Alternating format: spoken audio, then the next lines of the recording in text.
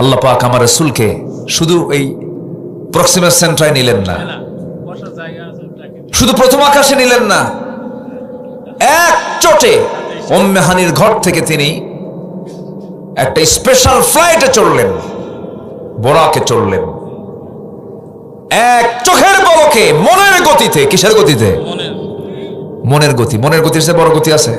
মক্কা গেছি, গেছি না? এই গেছি কিনা বলেন, গেছি কিনা বলেন? মক্কা গেছি, গেছি কিনা? আমেরিকা চলে গেছি, গেছি কিনা? গেছি। তাহলে এটাকে একটা গতি না বলেন? মনের গতি। আমার নবীর উরুজ হয়েছে, আমার নবীজির ইসরা হয়েছে, অবশ্যই হয়েছে। ইসরাকে যে অস্বীকার করবে সে কাফের। সুবহানাল্লাযী আসরা, রাত্রি ভ্রমণ হয়েছে। তিনি মক্কা মুকাররমা থেকে প্যালেস্টাইন চলে গেলেন, যে প্যালেস্টাইন এখনো হুড়োহুড়ি আছে, আছে না নাই? মারামারি আছে না নাই? আছে। আল্লাহ তুমি বাইতুল মুকাদ্দাসকে তুমি আল্লাহ মুসলমানদের হাতে তুলে দাও, বাইতুল আকসাকে তুমি আল্লাহ মুসলমানদের হাতে তুলে দাও। জোরে বলো আল্লাহুম্মা আমিন। আমার নবীজি চললেন, চলে গেলেন, বাইতুল আকসায় হাজির হলেন। বাইতুল আকসায় হাজির হওয়া মাত্র আল্লাহ পাক করলেন কি, আমার নবীর সৌজন্যতায় সব পয়গম্বরকে বাইতুল আকসায় হাজির করলেন। এটা আস্তে করো সুবহানাল্লাহ। সব নবীকে হাজির করলেন।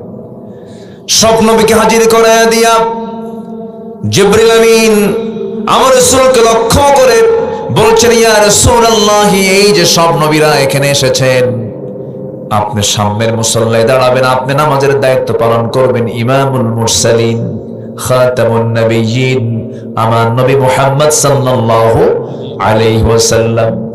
আমার বন্ধুগণ, সেই নবীজির মেরাজ হয়ে গেল। অনেক লম্বা কথা, শর্ট সময় আমাকে বলতে হচ্ছে। আমার নবীজি নামাজ পেয়েছেন মূলত 5 ওয়াক্ত না 50 ওয়াক্ত? 50 সালাতান, 50 সালাতান, 50 ওয়াক্ত নামাজ। নামাজ নিয়ে তিনি চলে আসতেছেন দুনিয়ার এই জমিনে, চলে আসবেন। বিভিন্ন স্টেশনে বিভিন্ন নবীর সঙ্গে দেখা। মাঝপথে একজন নবীর সঙ্গে দেখা হলো, যে নবীর ভিতরে তোতলামি ছিল, খুব রাগী মানুষ ছিলেন, ফেরাউনকে মোকাবেলা করেছেন, খুব দামি নবী, যাকে তাওরাত কিতাব দান করা হয়েছিল। সেই পয়গম্বরের নাম কি বলেন? এই কোরআনের সবচাইতে মুসা নামটা কম আসছে না বেশি আসছে? যত নাম আছে কোরআনের সবচেয়ে বেশি নাম কার নাম? মুসার নামটা আসছে। আল্লাহর নাম তো আছেই, কিন্তু মুসার নামটা ব্যক্তি হিসেবে তার নামটা বেশি আসছে। ওয়াইদ কুলতুম ইয়া মুসা, ওয়াইদ ক্বালা মুসা ওয়া মা তিলকা বিয়ামিনিকা ইয়া মুসা, খালি মুসা। এই মুসা আলাইহিস সালাতু ওয়াস সালাম আমার নবীর আগের নবী তিনি ছিলেন, কাছাকাছি নবী ছিলেন ঈসার আগে। তিনি ঈসা আলাইহিস সালাম তার আগের নবী ছিলেন মুসা আলাইহিস সালাতু ওয়াস সালাম। তার সঙ্গে দেখা হলো, পরিচয় পর্ব শুরু হয়ে গেছে।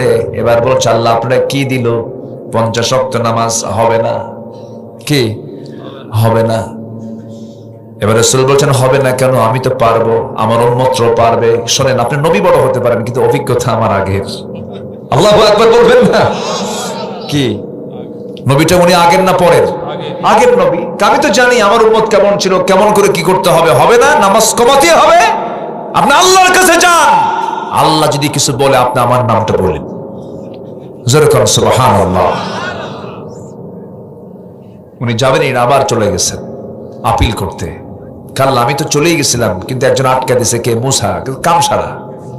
জোরে করুন সুবহানাল্লাহ। আল্লাহ বলছেন, তুমি আমাকে দেখতে পাবা না। আল্লাহ বলতেছেন, লান তারানি, লান তারানি, আমাকে দেখতে পাবা না কখনো। কাল্লা আমি দেখবই, চেষ্টা করি। সুবহানাল্লাহ বলবেন না? মোহব্বতটা কি গভীর হলে পরে এরকম আচরণ করা যায়। সারা জীবন তিনি কথা বলেছেন আল্লাহর সাথে ডাইরেক্ট, কাউকে রাখতো না। ওয়া কাল্লামাল্লাহু মূসা তাকলিমা। কি দাম, কি সম্মান আল্লাহ পাক তাকে দান করেছিলেন। ওয়া কাল্লামাল্লাহু মূসা তাকলিমা। একদিন বলতেছে, আল্লাহ অডিও কলে তো বহু কথা বললাম, আজকে একটু ভিডিও কল মারি। কি কল? কোন কি কল? আল্লাহ কয় ভিডিও কল নাই ওর মধ্যে। জোরে কোন সুবহানাল্লাহ। ভিডিও কলের ফাংশন নাই। মুসা, তোমার এই চর্মচক্ষু দিয়ে তুমি আমাকে কখনো দেখতে পাবে না। তুমি নবী হলে কি হবে, তোমার সেই পাওয়ারটা এখন দুনিয়াতে দেওয়া হয় নাই। সকল বান্দা জান্নাতের মধ্যে আমাকে পূর্ণিমা রাতের চাঁদের চেয়েও স্পষ্ট ভাবে আমাকে দেখতে পাবে জান্নাতের ভিতরে। সুবহানাল্লাহ। আল্লাহকে দেখার জন্য একটা এক্সট্রা শক্তিশালী পাওয়ারের চোখের দরকার আছে না নাই? সেই চোখ কি দুনিয়াতে আছে আমাদের? না। সূর্যই তো দেখতে পারেন, দেখেন তো 1 ঘন্টা সূর্য দেখেন, পারবেন? তা সূর্যই দেখতে পারি না, আমি আল্লাহকে দেখবো কেমনে? আল্লাহকে দেখার মতো সেই যোগ্যতা জান্নাত আল্লাহ পাক সব বান্দাকে দিয়ে দিবে। আল্লাহ বলছেন, বান্দা আমার সঙ্গে তোমার সাক্ষাৎ হবে, লেখা হবে, লেখা। সূরা কাহফের শেষ আয়াত আল্লাহ রাব্বুল আলামিন বলেন, فمن كان يرجو لقاء ربه فليعمل عملا صالحا ولا يشرك بعبادة ربه أحدا। জোরে বলুন আল্লাহু আকবার। আমার সঙ্গে যে বান্দা সাক্ষাৎ করতে চাবে, দুটো কাজ করতে হবে, শিরিক মুক্ত জীবন গড়বে আর নেক আমলের বোঝা, নেক আমলের ঝুড়ি নিয়ে আমার সামনে হাজির হবে। আমি আল্লাহ নিজে তোমার সঙ্গে সাক্ষাৎ করব, কথা বলবো। সুবহানাল্লাহ। আল্লাহর সঙ্গে সাক্ষাৎটা কত আনন্দের হবে ভাই। আল্লাহর সঙ্গে সাক্ষাৎ আমরা করতে চাই, এই জন্য সবচেয়ে বড় শর্ত হলো নামাজটা পড়বো আমরা। আমার নবীজি যখন এমন আপিল যখন করলেন, মুসা আমাকে আটকায় দিয়েছে, আল্লাহ বলছেন আমার হাবিব 50 ওয়াক্ত লাগবে না, 45, 40, 30, 25, 20, 15, 10 লাগবে না। ডান পাশের স্বর্ণ কেটে দিলাম, 5 ওয়াক্ত নামাজ যদি আপনার উম্মতরা পড়তে পারে, 50 ওয়াক্তের সমান সওয়াব আমি আল্লাহ রাব্বুল আলামিন আপনার উম্মতকে আমি আল্লাহ দিয়ে দেব। সুবহানাল্লাহ। তাহলে মেরাজ থেকে রাসূল কি এনেছেন বলেন? আসতে বলবেন না, কি এনেছেন? কি এনেছেন? ইমানের মূল স্তম্ভ কি বলেন? আসসালাতু ইমাদুদ্দিন ফাকাদ আকামাহা ফাকাদ আকামাদ্দিন ওয়া মান তারাকাহা ফাকাদ হাদামাদ্দিন। নামাজটা আমরা পড়বো, জোরে বলি ইনশাআল্লাহ। সবচেয়ে বেশি মহব্বত করব কাকে? সব সময় জিকির করব কার? জিকির করব একবার না বারবার? জোরে বলেন, একবার না বারবার? মিনিটে মিনিটে, ঘন্টায় ঘন্টায় না সেকেন্ডে সেকেন্ডে? আল্লাহ পাক আমাকে দেখেন কি মিনিটে মিনিটে, ঘন্টায় ঘন্টায়, দিনে দিনে, না শ্বাস প্রশ্বাসে? তাহলে আমার আল্লাহ শ্বাস প্রশ্বাসে দেখেন, আমারও শ্বাস প্রশ্বাসে আমার আল্লাহর নামের জিকির করতে হবে। যেরকম সুবহানাল্লাহ। সাহাবীদের মধ্যে সবচেয়ে বেশি চোখের পানি ফেলে ফেলে কেঁদেছেন ওমর ফারুক রাদিয়াল্লাহু তাআলা আনহু। বাচ্চার মতো কাঁদতেন, কিছু হলেই কাঁদতেন, নামাজের মধ্যে কাঁদতেন, অস্থির হয়ে যেতেন। আমার নবীর ইন্তেকালের সব সাহাবীরা শোকাহত হয়েছেন, কিন্তু ওমর ফারুক ছিলেন মাতালের মতো অস্থির চিত্ততা নিয়ে, কন্ট্রোল করতে পারছিলেন না। তরবারি বের করে বলছেন, যে ব্যক্তি বলবে রাসূল নাই, তার কল্লা আমি কেটে ফেলবো। ওমর ফারুক খুব আবেগ আপ্লুত ছিলেন, খুব দিলটা খুব নরম ছিল, কিন্তু রাগটা একটু বেশি ছিল। ওমর ফারুক রাদিয়াল্লাহু আনহু মাঝে মাঝে দোয়া করতেন, আল্লাহ তাআলা اللهم ارزقني شهادة في سبيلك واجعل موتي في بلد رسولك। এমন দোয়া করতেন, কিন্তু দোয়াটা ছিল সেই সময়ের প্রেক্ষাপটে সম্পূর্ণ উল্টা। বদর হয়ে গেছে, উহুদ হয়ে গেছে, খন্দক হয়ে গেছে, হুনাইন হয়ে গেছে, মুতা হয়ে গেছে। যুদ্ধ আর মদিনার পাশাপাশি লাগার সম্ভাবনা, কারণ তিহামা অঞ্চল পর্যন্ত ইসলাম পৌঁছে গেছে। এখন দেশ বিজয় হবে, মহাদেশ বিজয় হবে, সমুদ্র পারে গিয়ে ইসলামের প্রচার করতে হবে। মদিনায় কোনো যুদ্ধ হওয়ার কোনো সম্ভাবনা নাই। কিন্তু তিনি এমন দোয়া করলেন, কিন্তু আল্লাহ পাক তার এই দোয়াটাও সঙ্গে সঙ্গে কবুল করে নিয়েছেন। মৃত্যুর দিনে তিনি কি করলেন? মসজিদে চলে গেলেন। মসজিদে গিয়ে তিনি শুধু শাসক ছিলেন না, তিনি একজন ইমামও ছিলেন। একজন আদর্শ রাষ্ট্রের বৈশিষ্ট্য হলো সে রাষ্ট্রের রাষ্ট্রনায়ক, শাসক যিনি হবেন তিনি ইমামও হবেন, রাষ্ট্রনায়ক হবেন। 2 ব্যক্তি না 1 ব্যক্তি হবেন, 1 ব্যক্তি হবেন। আমরা এমন দৃশ্য বাংলার জমিনে দেখতে চাই। জোরে বলি ইনশাআল্লাহ, আর জোরে বলি ইনশাআল্লাহ। যেদিন আপনি বাংলার ভূখণ্ডে দেখতে পাবেন যে যিনি শাসক তিনি ইমাম, সেই দিন থেকে বুঝতে পারবেন যে এই দেশে আদালত কায়েম হয়েছে। আমার বন্ধুগণ, একটা দেশ ভালো করার জন্য 2টা জিনিস দরকার, সুন্দর মানুষ দরকার আর সুন্দর আইন দরকার।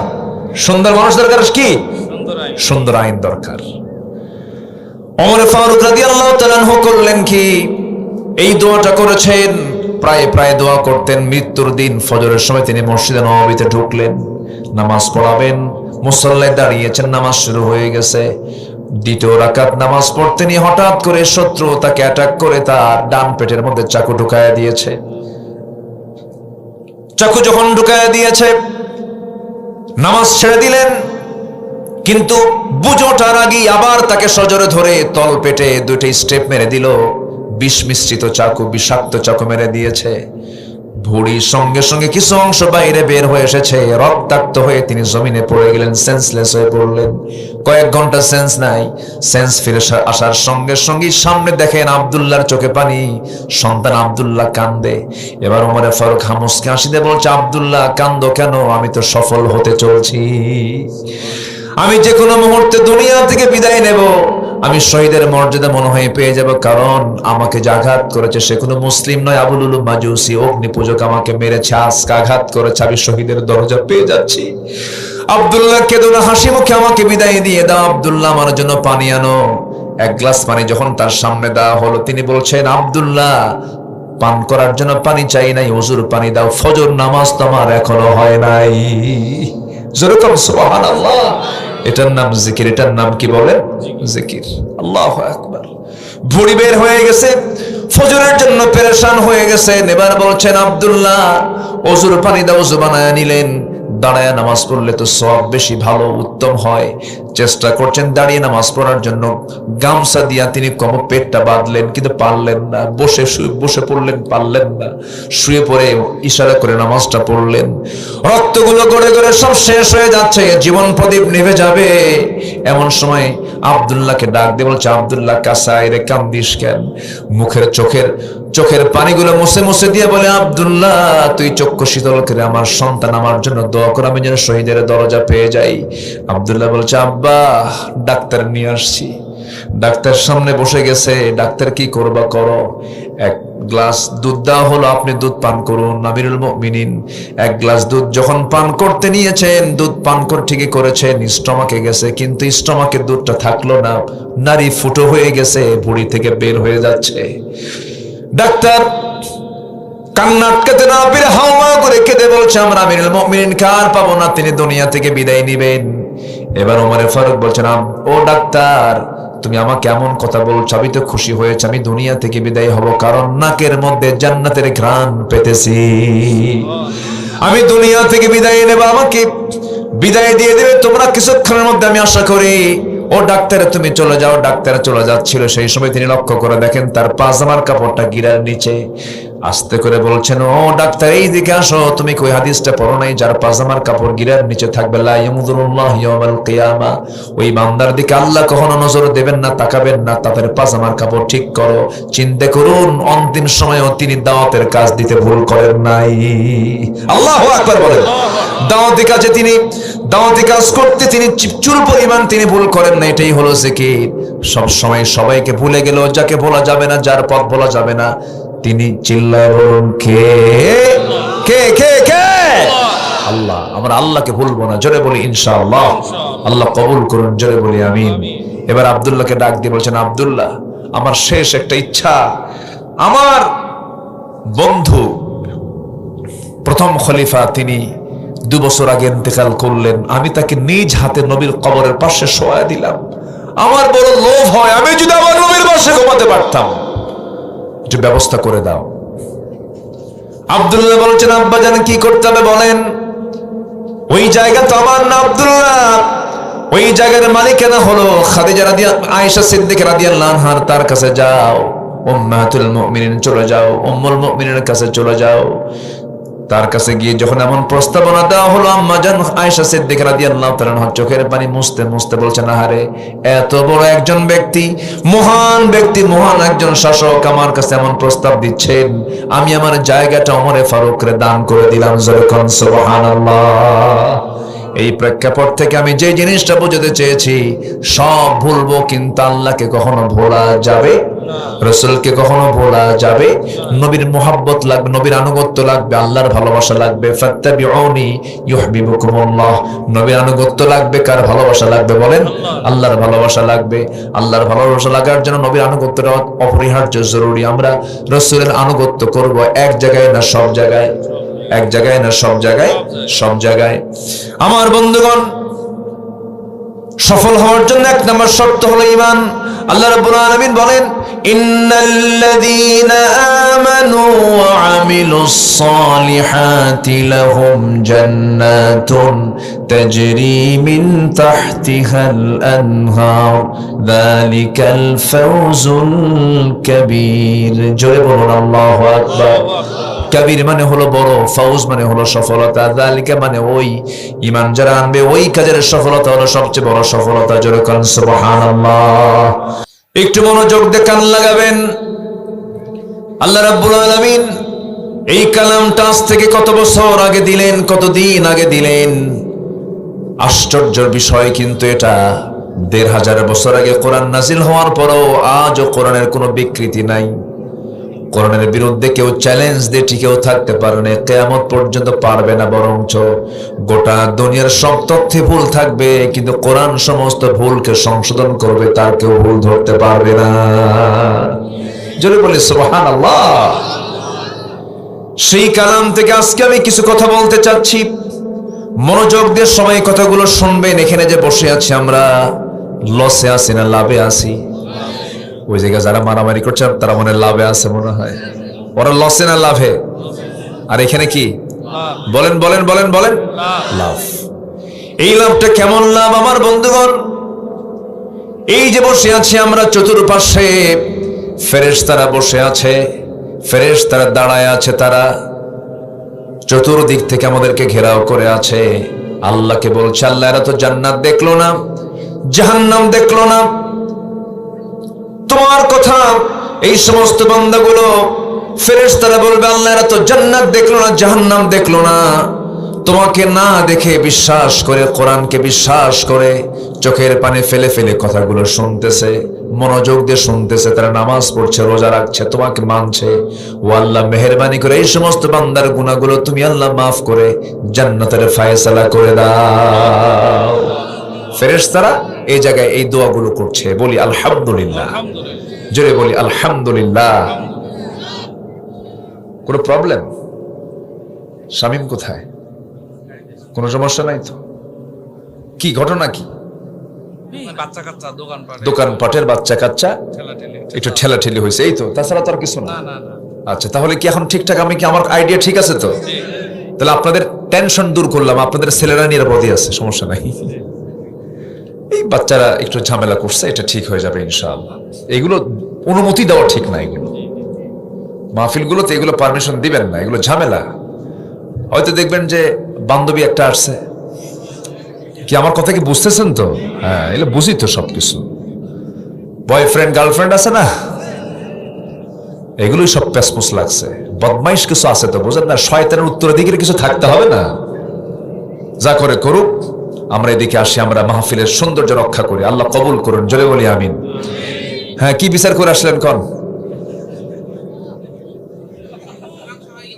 দেখছেন, বিচার করে আসছে কিন্তু, মাশাআল্লাহ। যাক, আল্লাহ কবুল করুন। ঠিক আছে, দৌড় বেশি মারলে বিপদ হয়। যে কোনো জিনিস আগে ইখতিসাদ, মধ্যম পন্থা অবলম্বন, ভেবে চিন্তে সিদ্ধান্ত নিতে হয়, ঠিক কিনা বলে? তাড়াহুড়ো কখনোই উচিত না। আসুন, এতগুলো কথা বলা লাগতো না, আমি শব্দগুলো আমার কানে আসতেছে, আমি আলোচনা করতে পারতেছি না, এই জন্যই একমুখী হয়ে গেলাম। আর তো কোনো টেনশন নাই তো নাকি? জি, বলি ইনশাআল্লাহ। সম্মানিত ভাইয়েরা, আমরা সফল হতে চাই জীবনের এক জায়গায় না সব জায়গায়? আস্তে এক জায়গায় না সব জায়গায়? সব জায়গায়। লসে না লাভে? লাভে। কিন্তু দুনিয়ার কারবারে লস আছে না নাই বলেন তো? আচ্ছা, কিন্তু আল্লাহ বলছেন তিনটা কাজ করবা, কোনো লস নাই। জোরে বলেন সুবহানাল্লাহ। তিনটা কাজে কোনো লস নেই, কখনো লস হবে না। আল্লাহ রাব্বুল আলামিন বলেন, ইন্নাল্লাযীনা ইয়াতলুনা কিতাবাল্লাহ ওয়া আকামুস সালাতা ওয়া আনফাকু মিম্মা রাযাকনাহুম সিররাও ওয়া আলানিয়াতান ইয়ারজুনা তিজারাতান লান তাবুর। জোরে বলুন আল্লাহু আকবার। আল্লাহ রাব্বুল আলামিন বলেন, আল্লাহর কালামকে যারা সুন্দর করে তেলাওয়াত করবে, সুন্দর করে বুঝে শোনা, যারা সুন্দর করে পড়বে, অর্থ সহ জানবে, এটা নিয়ে অনুসরণ করবে, এটা নিয়ে গবেষণা করবে, কিরাআত, তিলাওয়াত, দিরাসাত, তাদাব্বুর যারা করবে, এবং কোরআনকে মেনে যে বান্দা ব্যক্তি, সমাজ, রাষ্ট্র পর্যন্ত এটাকে প্রতিষ্ঠার জন্য চেষ্টা করবে। নাম্বার 2 হলো নামাজ কায়েমের সংগ্রাম যারা করবে। নাম্বার 3 হলো যারা আমার খুশির জন্য গোপনে প্রকাশ্যে যারা আমার পথে দান করবে, এই তিনটা কাজে আল্লাহ রাব্বুল আলামিন কসম খেয়ে বলছেন তিজারাতান লাইয়ান তাবুর, কখনো তাদের কখনো লস হবে না। জোরে কোন সুবহানাল্লাহ। কার কথা? কয় কাজ বলেন? কয় কাজ? কয় কাজ? কয় কাজ? এর মধ্যে মনে হয় নামাজ নাই। আসতে বলবেন না, আছে না নাই? নামাজ হচ্ছে দ্বীনের স্তম্ভ। as-salatu ibaduddin, দ্বীনের কি স্তম্ভ কি বলেন? নামাজ। কিন্তু আমার দেশের এই দ্বীনের যে স্তম্ভ নামাজটা মজবুত না নড়ভরে? আসতে মজবুত না নড়ভরে? তাহলে নড়ভরে স্তম্ভ যদি হয় তাহলে কি নড়ভরে এই ভিত দিয়ে কি জান্নাত পাওয়া যাবে? যাবে না। নামাজ নাই, জাতি নামাজ পড়ে না। আমি কি আলোচনা চালাবো ভাই? কারো আপত্তি নাই তো? চাচা আপনি যান কোথায়? আসবাবপত্র আছে হয়তো এক নম্বরে। কিছু কয়ও না, কিছু না। জি, আপনার ক্যামেরায় মনে হয় একটু দেখতে কষ্ট হচ্ছে না? এখন কি আর সমস্যা আছে? আর কোনো সমস্যা নাই তো? বলি আলহামদুলিল্লাহ। এখানে শুরু থেকে শুরু হয়েছিল জিহাদ, ক্যামেরা সরাও, যখন শুরু করি তখন। ঠিক আছে তো নাকি? আপনি দেখছেন হাজার হাজার, আর ক্যামেরাগুলো দেখায় দেবে লক্ষ লক্ষ কোটি কোটি মানুষকে। আলহামদুলিল্লাহ। কোন তো এটার দরকার আছে কিনা? কি ঠিক কিনা বলেন? তো ঠিক থাকলো কই? এই যে ডিস্টার্ব করলো যে। এখন ঠিক আছে তো? সবাই চুপচাপ থাকেন। আসুন আমরা সফল হব, সফল হতেই হবে। জোরে বলি ইনশাআল্লাহ। আর জোরে বলি ইনশাআল্লাহ। তিন কাজ করব। কয় কাজ? তিন কাজ। সুন্দর করে কোরআনটা পড়বো, জোরে বলি ইনশাআল্লাহ। নামাজ কায়েমের সংগ্রাম করব, জোরে বলি ইনশাআল্লাহ। কিন্তু সফল হওয়ার জন্য কিছু শর্ত আছে। সফল হতে হলে যে পুঁজিগুলো না থাকলে সফল হওয়া যাবে না, সেই পুঁজির দিকে আজকে আমি আস্তে আস্তে যাচ্ছি। 9টা শর্ত আমরা আজকে শিখে যাব। 9টা শর্ত যার থাকবে, 9টা শর্ত যার পূরণ হবে, আল্লাহ পাক তাকে মহা সফলতা দান করবেন দুনিয়া এবং আখিরাতে। আল্লাহু আকবার বলেন। আসুন আমরা সোজা এখন লাইনের দিকে, আলোচনার দিকে চলে যাচ্ছি। আল্লাহ যেন মাহফিলের প্রতিকূল কোন সিচুয়েশন যেন মাহফিল আর যেন না দেন। আল্লাহ কবুল করুন, জোরে বলি আমিন। আসুন আমরা মূল পর্বের দিকে যাচ্ছি। সফল হওয়ার জন্য শর্ত হচ্ছে, 1 নম্বর হলো ভালো করে ঈমান আনতে হবে। কি করে ঈমান আনতে হবে বলেন? নড়ভরে না মজবুত? নড়ভরে না মজবুত?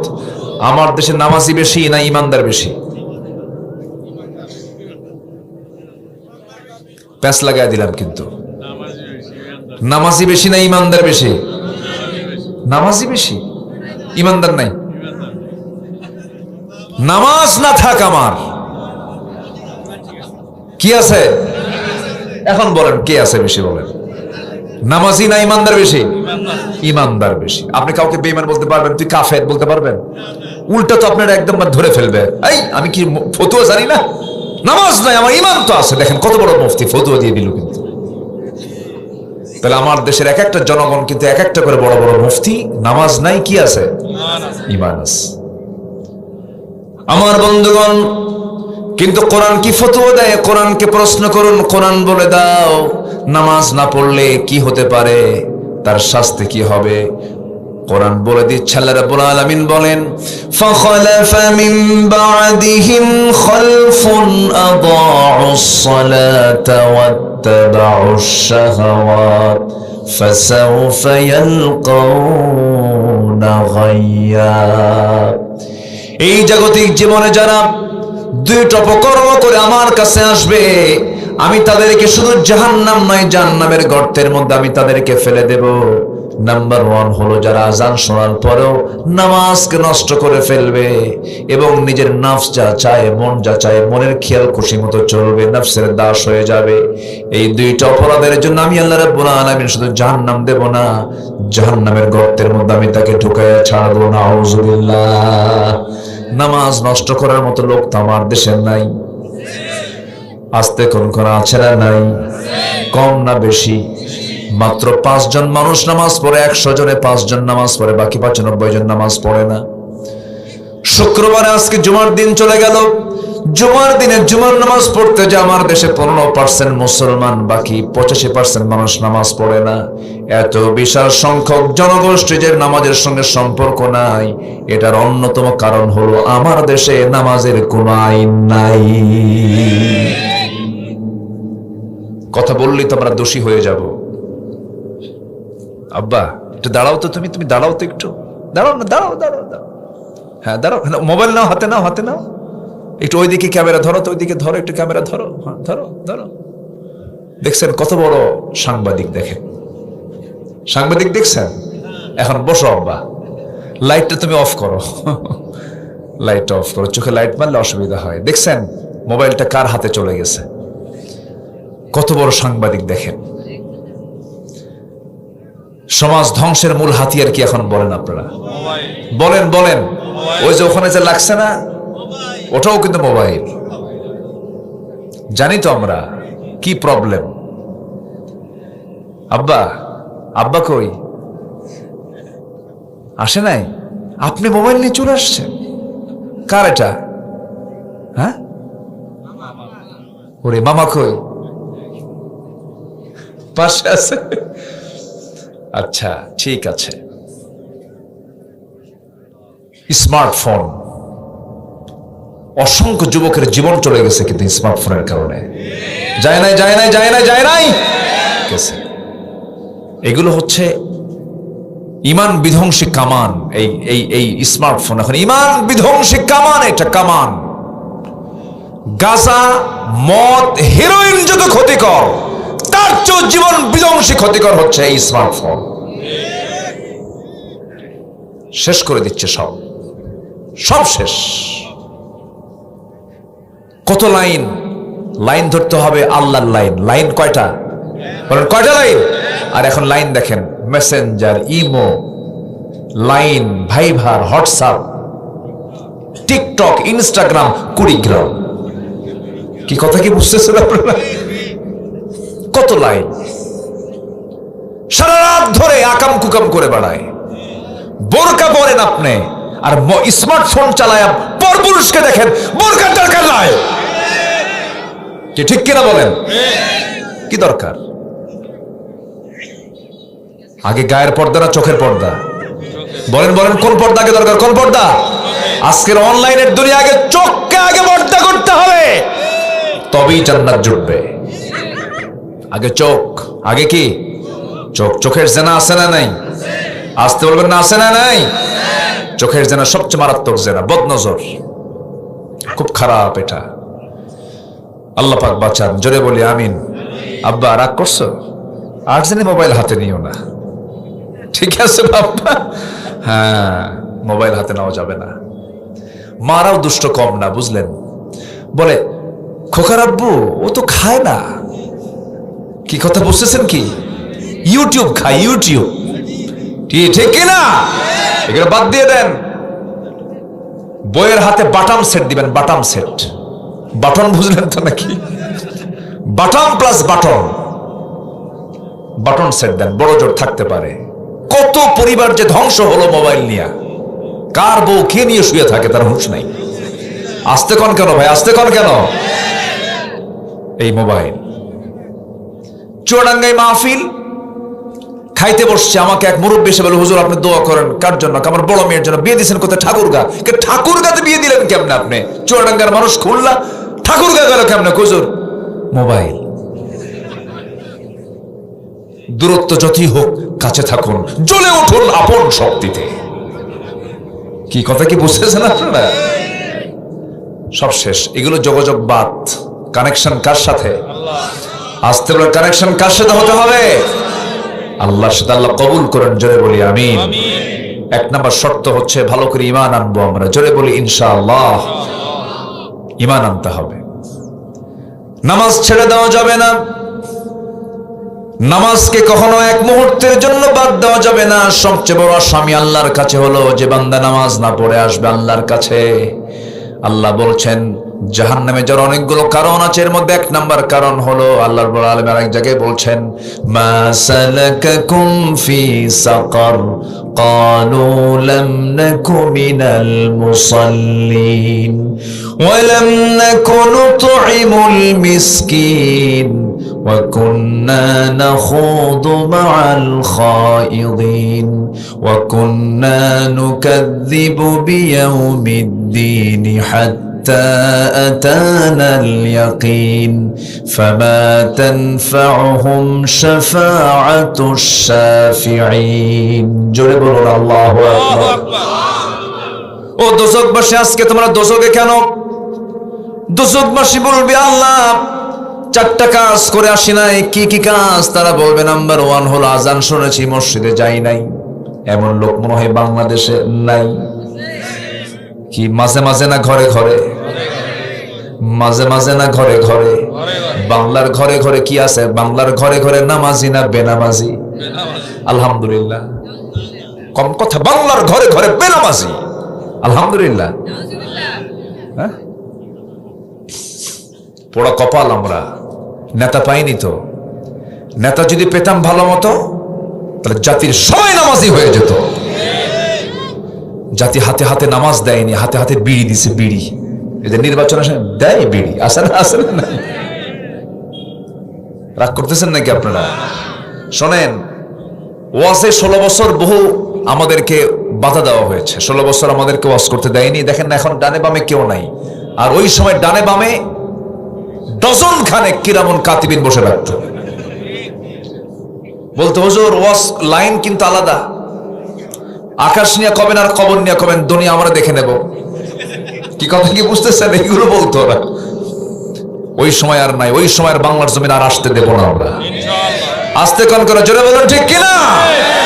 আসতে দেব না। মাহফিলে কথা বলতে দিত না। সেই দিন আমরা দেখতে চাই না। অনেক ভুল করেছি, আর ভুল সিদ্ধান্ত এই জাতি নেবে না। জোরে বলি ইনশাআল্লাহ। এক কথা আমাদের, আমার লিডার সেই হবে যার মধ্যে নামাজ থাকবে। আমার লিডার সেই হবে যে আল্লাহর দল করবে। কারণ প্রত্যেক ব্যক্তিকে তার নেতা সহ আল্লাহ পাক হাসরের দিন ডেকে নেবেন। তোর নেতাকে নেতা নিয়ে আয়, নেতা ছাড়া তোর বিচার হবে না। নেতারও বিচার করব, তোরও বিচার করব। তখন নেতার কর্মী লাগবে মারামারি।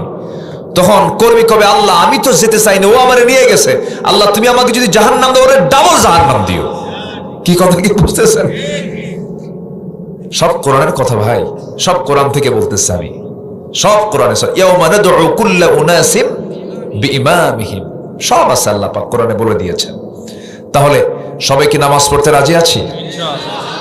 বাংলার ঘরে ঘরে বেনামাজি না নামাজি?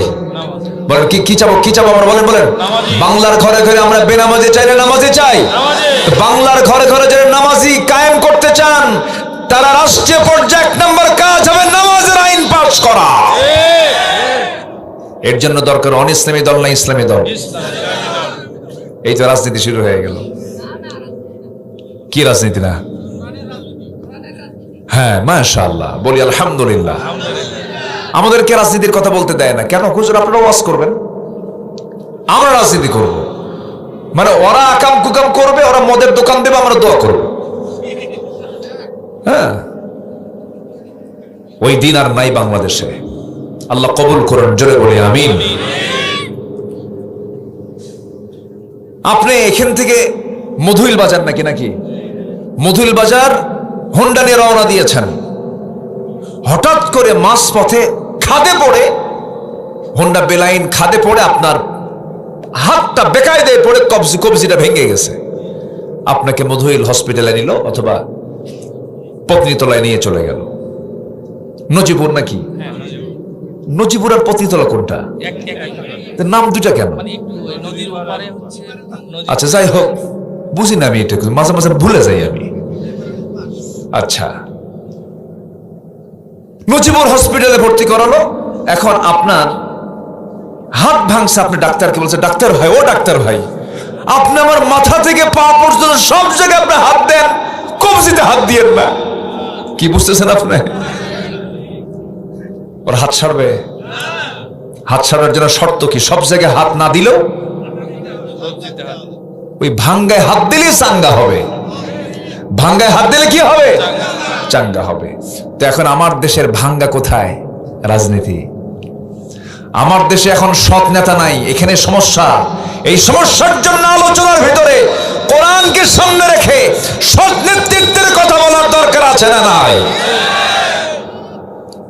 বলতে হবে কথা।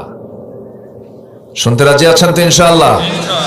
আল্লাহ কবুল করুন, জোরে বলি আমিন। সবাই কি নামাজ পড়তে রাজি আছি? কি 7 দিনে একবার না দিনে 5 বার? বলেন 7 দিনে একবার না দিনে 5 বার? কি দিয়ে শুরু হবে বলেন? কোন ওয়াক্ত দিয়ে শুরু হবে? আপনার মসজিদে সবচেয়ে বেশি মুসল্লি কোন ওয়াক্তে? সবচেয়ে কম মুসল্লি পাওয়া যায় কোন ওয়াক্তে? ফজরে। মানুষ বাড়িতে থাকে কখন বেশি? ফজরে। কি করে? মেরাজে যায়। আজকে কিসের রাত কম? এই জন্য কইলাম মেরাজে যায়। নামাজ নাই। 5টা বুড়া হাজির হয় মসজিদে, 5টা বুড়া। চাচাকে বলা হয়, বুড়া চাচা আপনি মসজিদে আসছেন কেন ঠান্ডার ভিতরে? আপনি তো মাজুর না আসতে হতো। বাবা আমিও আসতাম না, বুড়ি নাই। বুড়ি থাকলে আমিও আসতাম না। বাস্তব কথা বলছি ভাই, বাস্তব কথা, একটাও অবাস্তব বলছি না। মসজিদ কান্দে। মসজিদ কি করে? কান্দে। মুসল্লি নাই। মসজিদ পাকা, মুসল্লি নাই।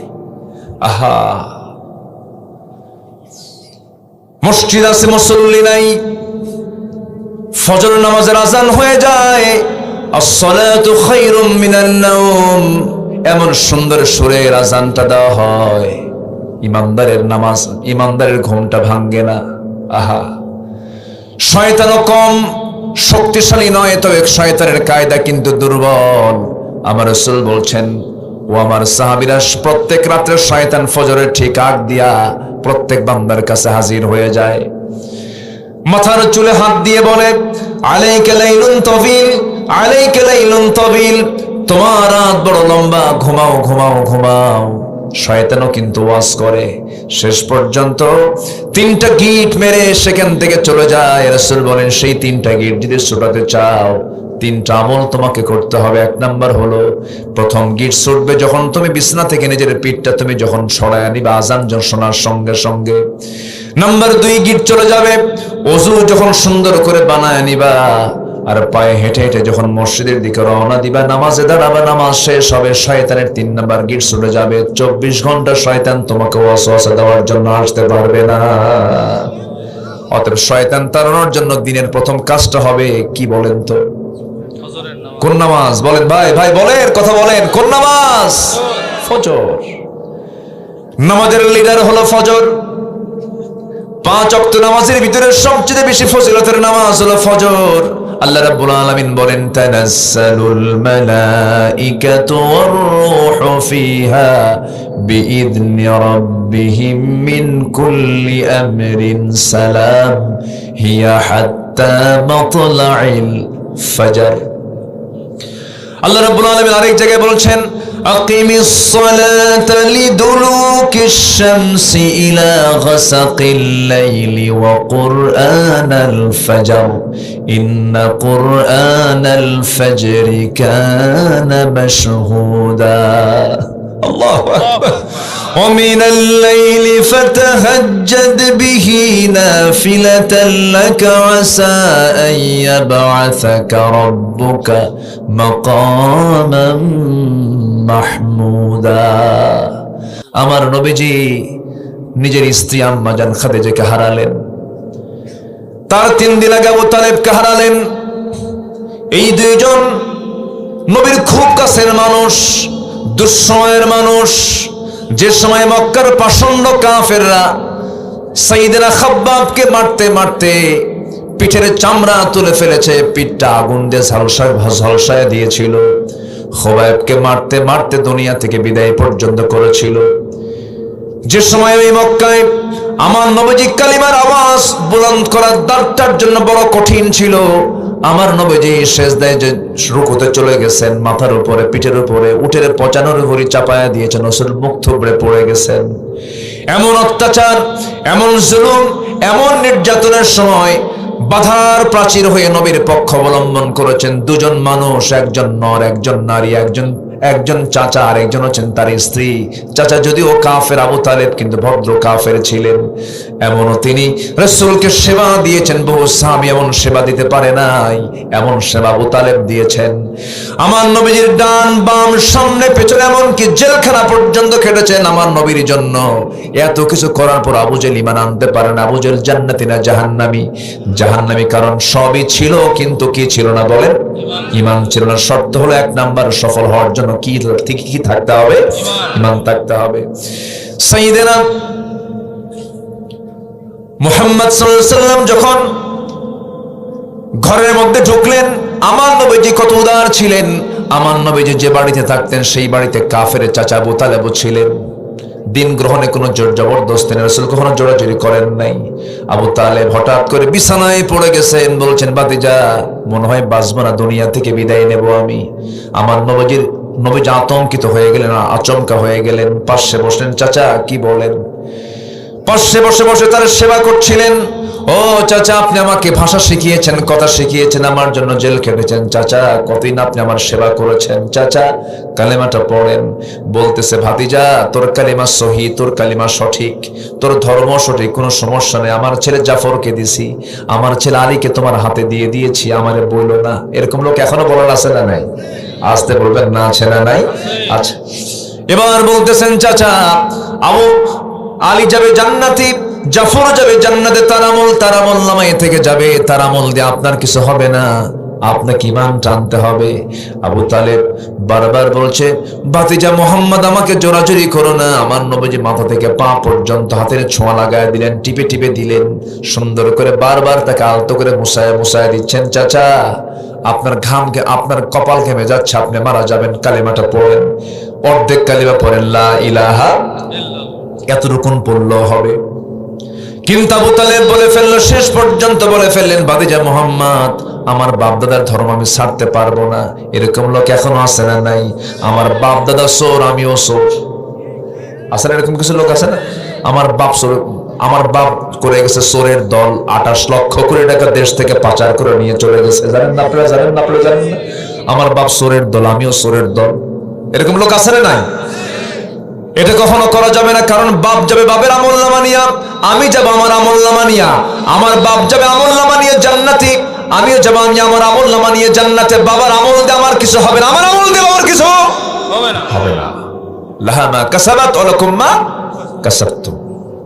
কেউ কারো উপকারে আসবে না। তাই যদি হতো আমাদের জাতির পিতাকে বলেন জোরে বলেন, এটাও তো আটকে রাখছিল 16 বছর আটকে।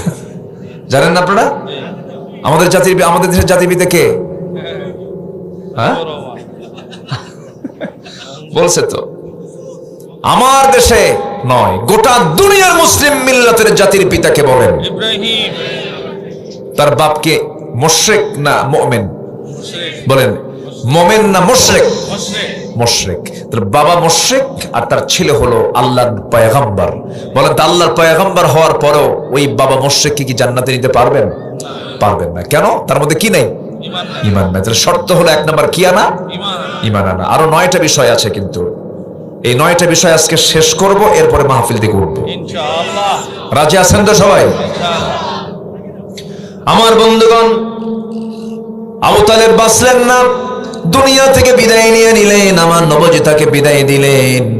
তার 2টা কলিজার টুকরা সন্তান আলীকে কাছে নিলেন, জাফরকে কাছে নিয়ে বলছেন জাফর রে, আলী রে, তোর বাপকে হারাইছে, তোর আমার সাথে থাক। সবচেয়ে কম বয়সে ইসলাম কবুল করেছেন সাইয়েদনা আলী রাদিয়াল্লাহু তাআলা আনহু। ছোট্ট মানুষ, কালেমা পড়েছেন তিনি ছোট্ট বয়সে। আমার নবীজি দুজন তার আপন চাচার 2টা সন্তানকে সাথে নিয়ে তিনি সময়গুলো কাটাতে শুরু করলেন। 3 দিন যেতে না যেতেই আম্মাজান খাদিজা নবীর কাছে এসে বলছেন, ইয়া রাসূলুল্লাহ শরীরটা ভালো না, মনে হয় আমি বাঁচবো না, দুনিয়া থেকে বিদায় নিয়ে নেব। আমার নবীজি বলছেন, খাদিজা চাচাকে হারিয়েছি, ক্ষতটা সারে নাই, তুমি আজকে কি বলো? এবার তিনি বলছেন, ইয়া রাসূলুল্লাহ শরীরটা আমার ভালো যাচ্ছে না, সন্তানগুলো দেখে রেখে আমি মনে হয় বাঁচবো না, দুনিয়া থেকে বিদায় নেব, আমি দুনিয়া থেকে চলে যাচ্ছি। ইয়া রাসূলুল্লাহ আপনি আমাকে মাফ করে দিয়েন, আমার নবীজির মাঝ থেকে দুজন মানুষ যখন দুনিয়া থেকে বিদায় নিলেন, নবীজির ঘুম ধরে না। আমুল হুজুন, ওই বছরটাকে চিন্তার বছর বলা হয়। নবীর জন্য বড় বড় চিন্তায় পড়েছিলেন। এতদিন পর্যন্ত আবু জেহেলরা সাহস পায় নাই। যখন আবু জেহেল রাসূলকে মোকাবেলা করতে আসতো, সেই সময় সামনে বাদার প্রাচীর হয়ে আবু তালেব দাঁড়াতেন। আর ধনাঢ্য খাদিজা, ধনীদের দাম সমাজে একটু কম হয় না বেশি হয়? আস্তে কমেন না, কম হয় না বেশি হয়? কারণ টাকার প্যাঁচ লাগায় দিলে, টাকার শর্ট লাগায় দিলে কিন্তু সব জায়গায় শর্ট, ঠিক কিনা বলেন? এই বিষয়টা খুব গুরুত্বপূর্ণ ছিল। খাদিজা বিশাল সম্পদের তিনি ধনকুবের, তিনি একজন ধনী ছিলেন। ওইদিকে আবু তালেবের প্রভাব, এই দুইটা শক্তি নবীর পক্ষে খুব কাজ করেছে। কিন্তু 3 দিনে যখন এই দুজন মানুষ বিদায় হয়েছে, আমার নবীর পাশে কেউ নাই। আবু জেহেল মহা খুশি, মুহাম্মদ এখন তোমাকে দেখবে কে? আমার নবীজির পাশে কেউ নাই, নিঃসঙ্গতা এই সময়গুলো কাটতেছে। আল্লাহ রাব্বুল আলামিন বলছেন, আমার হাবিব, আপনার নিঃসঙ্গতা দূর করার জন্য আমি বেশি নয়, আমি আপনার জন্য বাজেট পাস করেছি। আমি আপনাকে আর শাজিমের মেহমান বানাই, আমি আপনাকে মেরাজ করায় দিতে চাই। যেরকম সুবহানাল্লাহ, আল্লাহু আকবার বলেন। আমার নবীর মতো সফর পৃথিবীর কেউ করতে পেরেছে? কিয়ামত পর্যন্ত কেউ পারবে? সামান্য এক মঙ্গল গ্রহে যায় আর চাঁদের দেশে শীতে পড়ে থাকে, আছে না? বলেন তো, চাঁদে গেছে ঘুরে আসছে, মঙ্গল গ্রহে গেছে ফিরে আসছে, আর কি দেখছে? সূর্যের কাছে যাওয়ার ক্ষমতা আছে? লক্ষ লক্ষ ডিগ্রি সেলসিয়াস যার তাপমাত্রা, ক্ষমতা আছে, গেলেই তো জ্বলে শেষ হয়ে যাবে। সূর্যের কাছে যাওয়ারই ক্ষমতা নাই। হ্যাঁ, যদি চেষ্টা করতে পারে, তারকার দেশে হয়তো চেষ্টা করতে পারে। তারকার দেশ আরো কাছে না আরো দূরে? তারকা বড় না সূর্য বড়? আকারে কোনটা বড় বলেন? দূরে থাকার কারণে ছোট দেখা যায়, কিন্তু সূর্যের চাইতে এক একটা তারকা আছে 33 কোটি গুণ বড়। আল্লাহু আকবার বলেন। অসংখ্য তারকা আল্লাহ পাক আকাশে সব আলোকিত করে রেখেছেন। রাতের বেলা চিকমিক দেখা যায়, কিন্তু এগুলো ছোট না, অনেক বড়, বিশাল বড়, কল্পনার বাইরে। এখন কেউ যদি চেষ্টা করে একটু তারকার দেশ দেখতে যাব, বিমান হেলিকপ্টার হবে না, নভোযান লাগবে। লেটেস্ট নভোযান হচ্ছে অ্যাপোলো 11, যার ঘন্টার গতি হলো 39,000 কিলোমিটার। ঘন্টায় চলে, ঘন্টায় 39,000 কিলোমিটার। ধরেন রওনা দিল, বিজ্ঞান বলছে রওনা দিলে পরে পৃথিবীর সবচেয়ে নিকটবর্তী যে তারকা, প্রক্সিমা সেন্ট্রাই সবচেয়ে নিকটবর্তী তারকার নাম, ওই তারকার দেশে যেতে ওই বান্দার সময় লেগে যাবে 1,15,000 বছর মাত্র। যাবেন কারা কারা? হাত তোলেন।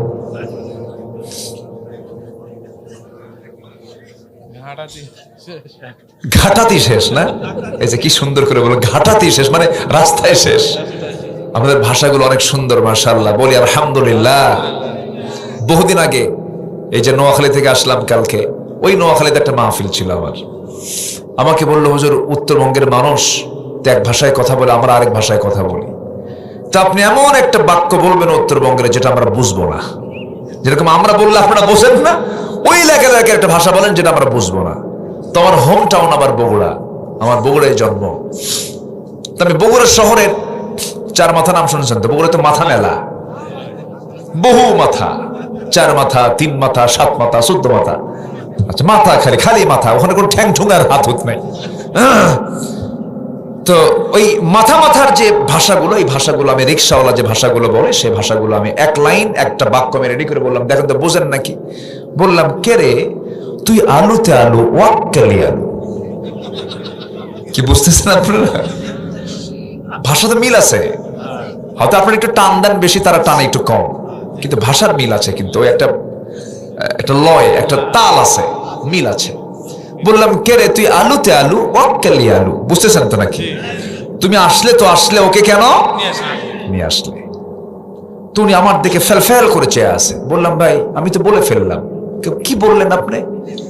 বললাম, বুঝলেন কি আপনি বলেন আগে, আমি পরে বলবো। উনি বলতেছেন, বুঝলাম এটাই, যেহেতু উত্তরবঙ্গ আলুর দেশ। কি কথা কি বুঝতেছেন?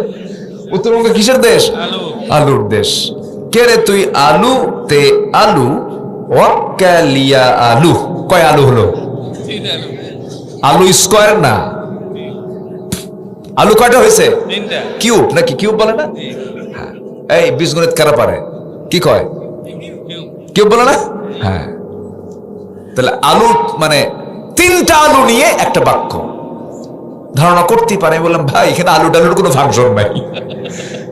পরে তাকে বুঝাইয়া দিলাম এই হলো ভাষা।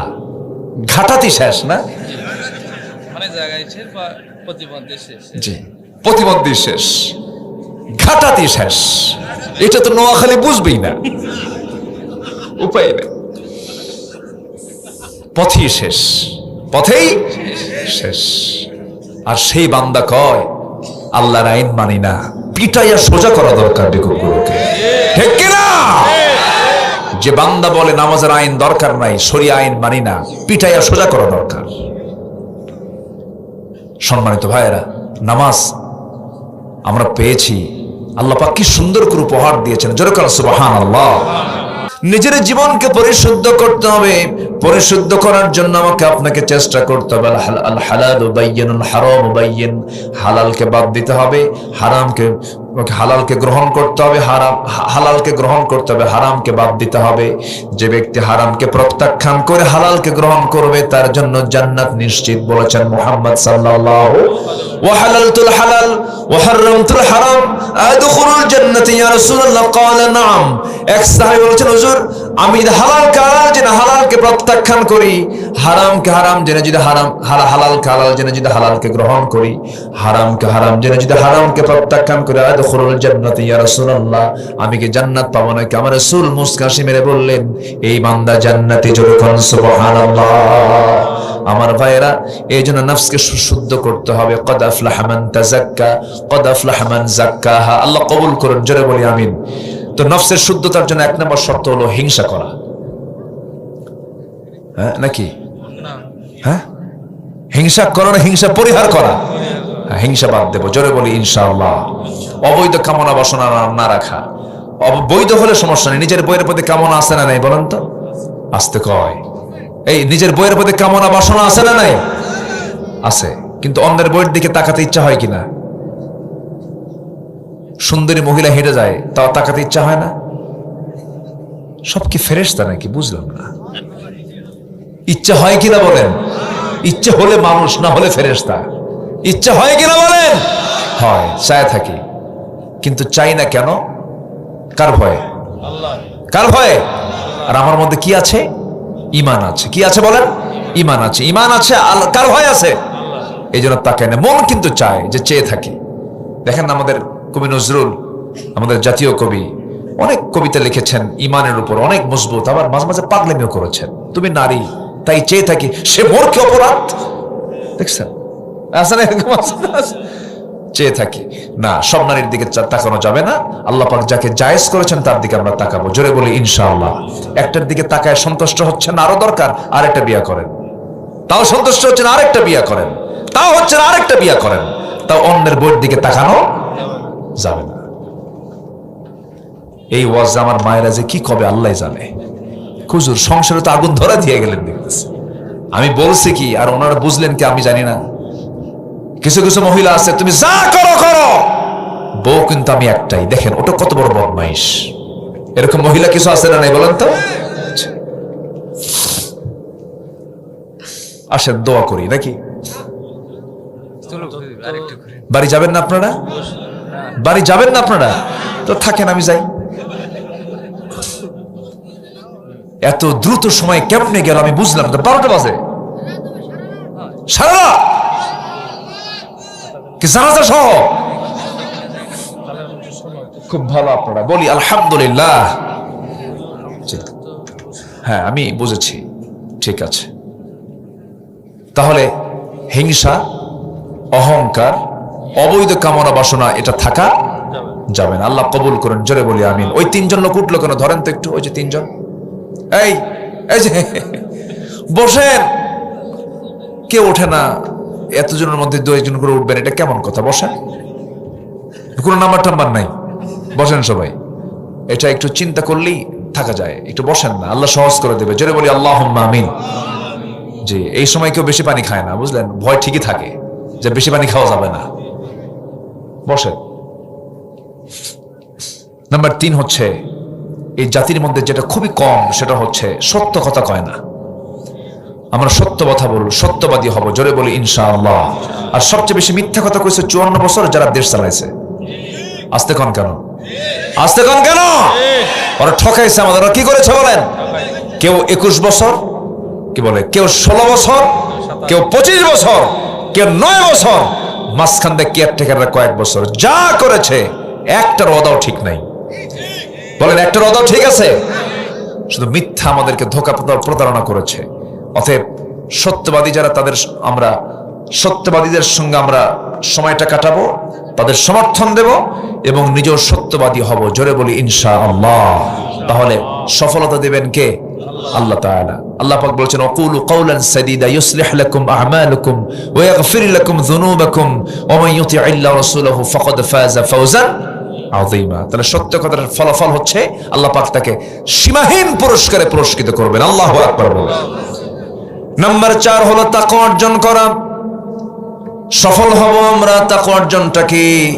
সাইয়েদনা ওমর ফারুক রাদিয়াল্লাহু তাআলা আনহু ঘরের মধ্যে বসে আছেন, তার স্ত্রী 60 দিরহাম দিয়ে দুধ থেকে কি বের হয় ওটা?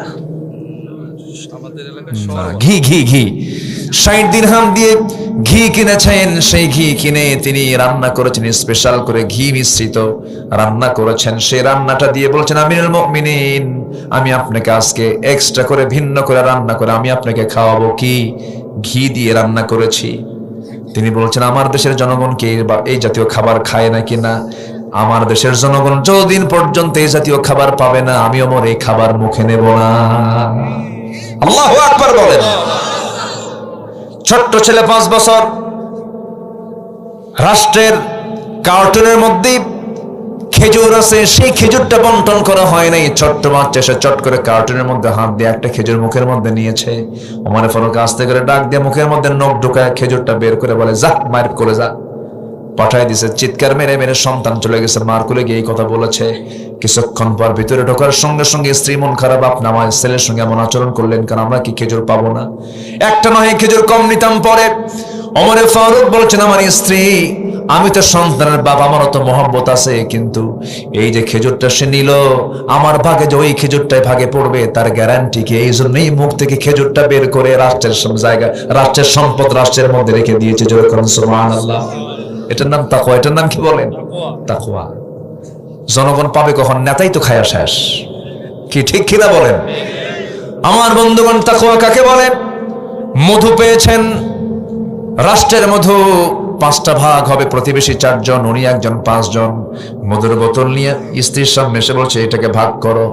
কিছুক্ষণ পর বলছে না, তোমাকে ভাগ করতে দেব না, আমাকে দাও, অন্যকে ভাগ করতে দেব। বলুন তো এই আচরণ বউয়ের সঙ্গে করলে বউ কি হতে পারে বলেন? আপনার বউ কি হবে সেটা কোন আগে?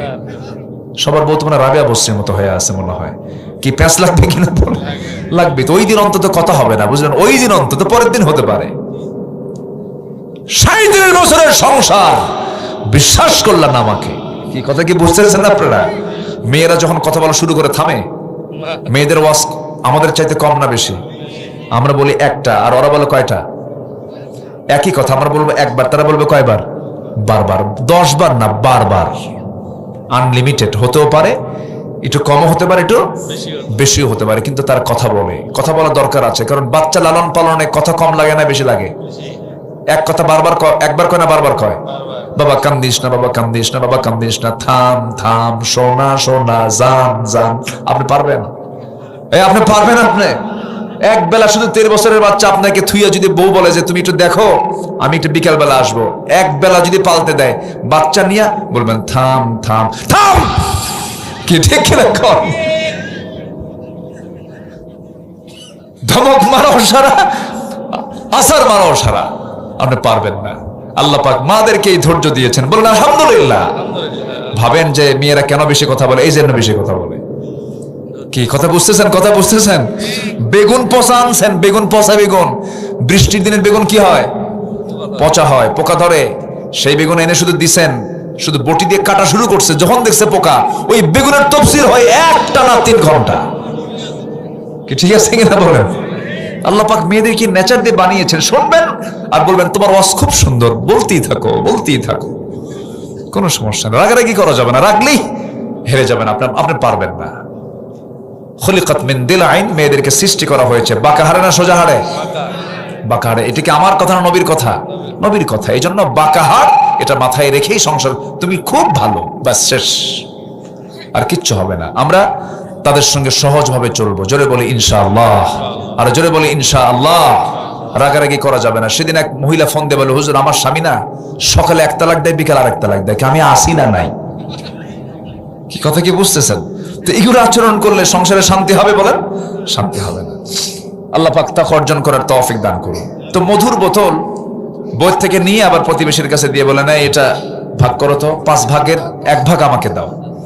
ওনার 1 ভাগ নিয়ে উনি চলে আসলেন, স্ত্রীর সামনে দাঁড়িয়ে বলছেন, আমার স্ত্রী, আল্লাহর কসম করে বলে আমি তোমাকে দারুণ ভালোবাসি, ট্রাস্ট করি, বিশ্বাস করি, আমি তোমাকে সন্দেহ করি নাই। আমি রাষ্ট্র চালাই, তুমি আমার পরিবার চালাও, পরিবার না চালালে আমি রাষ্ট্র চালাতে পারতাম না। কৃতজ্ঞতা প্রকাশ করার দরকার আছে না নাই? ওমর ফারুকের মতো মানুষ বউকে ভয় পেয়েছেন। একটা ছোট্ট ঘটনা, এক লোক এসে স্বামী স্ত্রীর মধ্যে গন্ডগোল বিচারের জন্য আসছে, তার বাড়িতে কাচেরি ঘরে বসে আছে। কাচেরি ঘর পর্যন্ত মানে ড্রয়িং স্পেসে, বাইরের ঘরে বসে আছে। এমন সময় বহু সময় চলে গেল, কিন্তু ওমরে ফারুক বের হন না। ওখানে বসে বসে দেখতেছেন যে ওমরে ফারুক যেন তার স্ত্রীর সঙ্গে বাক বিতণ্ডা চলতেছে। উনি ওই চিত্র দেখে ভাবতেছেন, এই লোকের কাছে বিচার চায় লাভ কি? চলে যাচ্ছেন, বাইরে বের হয়ে বলছে, এই আগন্তুক তুমি কেন আসলে, কেন গেলা, কিছুতে বললা না? কি যে সমস্যা আমার ঘরে সেই সমস্যা আপনার ঘরেও। কি কথা কি বুঝতেছেন? ওমরে ফারুক বলছেন, এই তুমি যে ফয়সালা করতে আসছো, দেখো না ওমরের নাম শুনলে পরে শয়তান পর্যন্ত ভয় করে, যে ওমরের নাম শুনলে পরে রোম পারস্য থরথর করে কাঁপে। সে ওমরের সামনে ওমরের বউ এত কিছু বললো, ওমর কোনো জবাব দিছে নাকি? না, তুমিও কিছু কইও না, যাও। সুবহানাল্লাহ বলেন। চিন্তা করেন, পরিবারটা এমন, পরিবারকে আমরা সহজ করব। জোরে বলি ইনশাআল্লাহ। যত শক্ত হবেন পরিবার তত শক্ত হয়ে ধ্বংস হয়ে যাবে, আমরা নরম হব। জোরে বলি ইনশাআল্লাহ। এবার সফটলি বলতেছেন, আমার স্ত্রী, মধুর বোতলটা আমি তোমাকে ভাগ করতে দেইনি, এটার কারণ আছে। কারণটা হলো, মধু হলো তরল জিনিস। এই তরল জিনিসকে যদি ভাগ করতে যাই আমরা, তুমি যখন ভাগ করতে যাবে সেই সময় মধুটা ভাগ না হয় সমান সমান হলো, কিন্তু হাতে লেগে যাবে, তরলের কারণে হাতে লেগে যাবে। 1 ফোঁটা হোক, 2 ফোঁটা হোক, 3 ফোঁটা হোক, এতটুকুন মধু আমাদের ভাগে বেশি আসুক চাই নাই মনে করে মধুভাগের দায়িত্ব আমি অন্যের কাঁধে চাপাইয়া দিয়েছি। যেরকম সুবহানাল্লাহ। এটার নাম তাকওয়া। এটার নাম কি বলেন? তাকওয়া। নাম্বার 5 হলো ধৈর্যশীলতা। ইন্নী জাযাইতুহুমুল ইয়াওমা বিমা সাবারু উলাইকা হুমুল ফাইজুন। নাম্বার 6 হলো আনুগত্য। মাইয়ুতিল্লাহ রাসূলুহু ফাকাদ ফাযা ফাওজান আযীমা। নাম্বার 7 হলো সৎ কাজের আদেশ দাও, সৎ কাজের বাধা দাও। ওয়াল তাকুম মিনকুম উম্মাতুন ইয়াদউনা ইলাল খাইর। শেষে হলো ওয়া উলাইকা হুমুল মুফলিহুন। নাম্বার 8 হলো তওবা করা। তওবা করব কার কাছে? একবার না বারবার? সকাল বিকাল নাকি? আর সকাল দুপুর বাদ যাবে? বারবার। তওবা করব কি? বলেন বলেন বলেন বলেন, তওবা করব কি? আমার নবী 100 বারেরও বেশি বার তওবা করেছেন সারা দিনে। যেরকম সুবহানাল্লাহ। তুবু ইলাল্লাহ ফাইন্না তুবু ফিল ইয়াউমি 100 মাররা। আমার বন্ধুগণ, সর্বশেষ অনেক লম্বা লম্বা কথা ছিল, সর্বশেষ হলো যারা প্রকৃত মুমিন হবে তারা সফল হবে। কাদ আফলাহাল মুমিনুন। মুমিনরা নামাজি হয় না বেনামাজি হয়? মুমিনরা ফাহিশা কথা বলে না ভালো কথা বলে? মুমিনরা সুদ খায় না যাকাত দেয়? বলেন বলেন বলেন বলেন বলেন। সুদ খায় না যাকাত দেয়? যাকাতের ফাংশন নিয়ে তারা থাকে, লজ্জাস্থানে হেফাজত করে, বউ সারা কারো কাছে যায় না, বউ সারা কারো কাছে যায় না, আকাম কুকাম করে বেড়ায় না, মদের কাছে যায় না, ওয়াদা ঠিক রাখে, আমানত ঠিক রাখে। ওয়াল্লাযীনা হুম লিআমানাতিহিম ওয়া আহদিহিম রাউন। নাম্বার 7, সর্বশেষ 7 হলো নামাজ দেশের, নামাজ দেশে যারা নামাজের ব্যাপারে যত্নশীল হয়, আল্লাহ বলছেন উলাইকা হুমুল ওয়ারিসুন, আমি তাদেরকে জান্নাতুল ফিরদাউসের ওয়ারিস বানায় দেব। সুবহানাল্লাহ। 5 ওয়াক্ত নামাজ পড়বেন কারা কারা? হাত তুলে দেখান দেখি। 5 ওয়াক্ত নামাজ দেখেন তো কারা কারা তুলনা, তাদেরকে চিনে রাখেন। 5 ওয়াক্ত নামাজ কারা কারা পড়বেন? জোরে চিৎকার মেরে বলি, ইয়া আল্লাহ আমাদেরকে ফজর, যোহর, আসর, মাগরিব, ইশা 5 ওয়াক্ত সালাত আদায় করার তৌফিক তুমি আল্লাহ দিয়ে দাও। জোরে বলি আমিন, আরো জোরে আমিন, আরো জোরে আমিন। রব্বানা যালামনা أنفسنا وإن لم تغفر لنا وترحمنا لنكونن من الخاسرين গভীর রাত নিঝুম রাত ঝিমানো রাত্রিতে চাঁদের মতো হাজারো মুসলমান নরনারী নিয়ে তোমার কালাম থেকে কিছু কথা বলেছি। সফলতার শর্তগুলো কি কি এই বিষয়ে সংক্ষিপ্তকারে কিছু কথা বলার চেষ্টা করেছি। তোমার বড়ত্ব, তোমার বিশালত্ব নিয়ে কিছু কথা বলেছি। তোমার সৃষ্টির অপরূপ সৌন্দর্য নিয়ে কিছু আলোচনা করেছি। সৎ নেতৃত্বের জন্য কেমন গুণ থাকা দরকার এমন গুণবাচক এমন গুণাবলী নিয়ে কিছু কথা বলেছি। দুটো হাত পেতেছি তোমার দরবারে, মেহেরবানি করে গুনার দিকে নজর দিও না বান্দা মনে করে তুমি আল্লাহ আমাদেরকে মাফ করে দাও। আব্বা আম্মা যারা দুনিয়া থেকে বিদায় নিলেন, জিন্দেগীর গুনাহগুলো মাফ করো, কবরগুলোকে জান্নাতের টুকরা বানায়া দাও। আব্বা আম্মার জন্য কি দোয়া তাও শিখিয়ে দিয়েছো, রব্বিরহামহুমা কামা রব্বায়ানি সগীরা, রব্বিরহামহুমা কামা রব্বায়ানি সগীরা। এমন ভাইয়া তুলতে পারেন নিজের হাতে নিজের মাকে দাফন করেছেন, নিজের বাবাকে ঘাড়ে করে দিয়া লাশটা বহন করে কবরে শোয়া দিয়েছেন। আল্লাহ, একাকী যখন ভাবা হয় মনে হয় কেউ নেই আমার। আল্লাহ মেহেরবানি করে আব্বা আম্মা যারা চলে গেল কবরগুলোকে জান্নাতের টুকরা বানিয়ে দাও। ও আল্লাহ, বিশেষ করে মাহফিলটার আয়োজন করলেন যারা, শোনার জন্য কষ্ট করে আসলেন যারা, নাজাতের কারণ বানায় দাও। আয় আল্লাহ তাআলা, আমার ডানে বামে বড় বড় আলেম ওলামা হাত তুলেছেন। আল্লাহ মাহফিলকে বরকতময় করে দিয়েছো। আল্লাহ আলেমদের মিলন মেলা। আয় আল্লাহ তাআলা মেহেরবানি করে আমি নগণ্য গোলাম, এখানে আলেম ওলামা দাড়ি পাকাওয়ালা মানুষ বুজুর্গ মানুষ হাত তুলেছেন, সবার হাতগুলোকে তুমি আল্লাহ চালায় নিও। আয় আল্লাহ তাআলা, তোমার বান্দাগুলো কিনে হাত তুলেছি, গোটা দুনিয়া 180 কোটি মুসলমান নেতৃত্ব দেওয়ার মতো একজন মুসলমান ভালো শাসক নাই রে।